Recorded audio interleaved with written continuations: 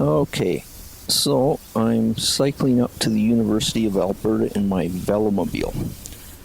The university was where my dad studied theology at St. Stephen's College in the 1950s, and where I did graduate work at the Rutherford Library in the early 1990s. Okay, so Jeffrey Epstein and Moses, where do they fit in? Well, they both facilitated the rape of young women. Actually, Moses was quite a bit worse than Jeffrey Epstein because, in addition to all the raping going on, he was no stranger to killing innocent civilians as well. But we'll get to those two characters a bit later. Oh, and spoiler alert, I don't have any new info about the Epstein files to share. But back to the university. With his theology degree, my dad became a United Church minister. And me? Well, I studied what makes civilizations prosper and what makes them fail. So, for this video, we'll look at 2 of the books that my dad studied at the U of A, and we'll look at 3 of the books that I studied at the U of A. So, skip ahead a few decades, and my dad has passed away, leaving his 70-year-old Bible. I'd never leafed through it before. So when I first picked it up, I looked at my favorite book in the Bible, and then I looked at my least favorite book in the Bible. My favorite book, Mark's Gospel, the first Gospel. Therefore, according to New Testament scholars such as Bart Ehrman, likely the most accurate Gospel. But anyways, check out Dad's notes. Whoa, this page blew my mind. Even how the notes are written. Me and my sisters can tell what Dad wrote in the 1950s and 60s, block letters, very legible, versus what he wrote in the 70s and 80s, cursive, harder to read. And then highlighters. I don't remember them coming into common usage until about the 80s. Okay, that's the Gospel of Mark. But what did Dad write in the margins about my least favorite book in the Bible? That would be the Book of Numbers, and in particular, chapter 31 in the Book of Numbers. Here, Moses advocates the kidnapping and rape of young women. A bit like Jeffrey Epstein more than 3,000 years later. But there's no scribbling in the margins. Come on, Dad. Couldn't you have at least written down the 1950s equivalent of a "what the f" with an exclamation mark or two? Oh well, probably none of the other students or professors at St. Stephen's College made notes in the margins regarding Moses and the rape of, quote, young girls, unquote, either.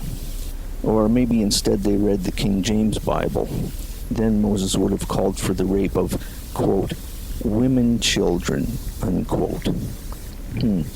That makes me wonder what generic term Jeffrey Epstein gave to his victims. Okay, I've written a bit more on the Jeffrey Epstein and Moses stuff in my latest WordPress post, so I'll put the link below. I even pull Islam into the mix to see how it compares to the Old Testament, and when it comes to warfare and the treatment of non-combatants. Okay, now on to the boring stuff. So, sorry, no more Jeffrey Epstein and no more Moses. Just a bunch of stuff about how to keep civilization from collapsing. And a tiny bit at the end about an ancient 180 square foot mural and the question of whether it might be or might not be racist. So here we go. Here are the 3 books that most influenced me while I sat in the Rutherford Library back in the 1990s thinking about the possibility of civilizational collapse. There's The Voice of the People by James Fishkin. It's all about deliberative democracy. There's Habits of the Heart by Robert N. Bella. It's all about communitarianism.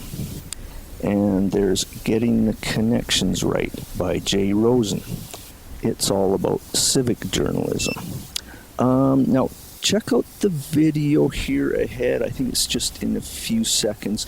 We're going to see kind of a tower structure in the back. See, in the background, behind the trees there, looks like a tower from a castle. That is St. Stephen's College, where my dad studied.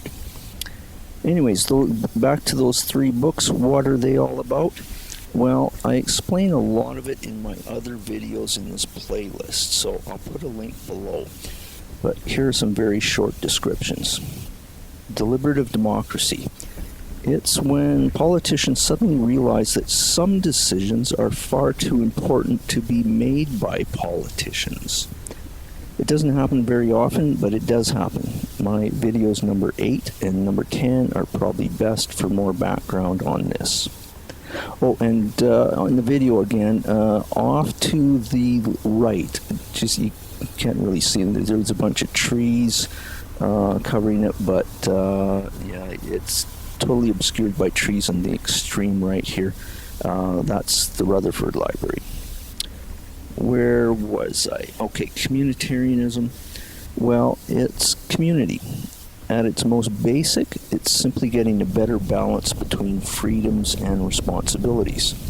My videos number 15 and number 20 are probably best for more background on this. Civic journalism, sometimes called public journalism. Here's a good paraphrase from something from J. Rosen. Traditional journalism assumes that democracy is what people have, and information is what they need. Public journalism assumes that information is what people have, and democracy is what they need. Parts of my video number 18 touch on this subject. But then, back in 1995, I discovered, oh, we're coming up to another transition in the video here. I'm just going to loop this video around so that you've at least got something to look at while I'm nattering on here about. So it'll transition into my ride up to the university again. Okay, back in 1995, I discovered the only book ever written, still to this day, which tackles all 3 of these subjects: deliberative democracy, communitarianism, and civic journalism. And it's due to that book that I did a whole bunch of crazy-ass stuff in the following years. For more information on that, click on the yellow book thumbnail on my website, link below, and check out chapter 17 in particular. Okay, now for some final stuff on the Rutherford Library. Here's the original library from the 1950s, and here's what it looked like after 1974, when an edition called Rutherford North was added. You can see the original on the left, and the edition, which is not really visible here, is on the right, and both are connected by a covered walkway. But here's something that caught my eye just recently. The style of this mural inside the original library looked familiar. It looked like one of those postage stamps on my Velomobile. And guess what? Same artist, Henry George Glyde, who taught fine arts at the University of Alberta at the same time my dad was studying theology just a 2-minute walk away. But yeah, you can guess what happened next. A few years ago, the mural was deemed to be racist and thus, quote, causing harm to people, unquote. And now it's gone. I've provided a couple of links below on the matter. I do, however, like the reaction of the Associate Dean of Indigenous Relations, so please have a look at what she had to say. And also, please check out my video number 3 for some thoughts on the extremes of woke culture. So that's it. Thanks for watching.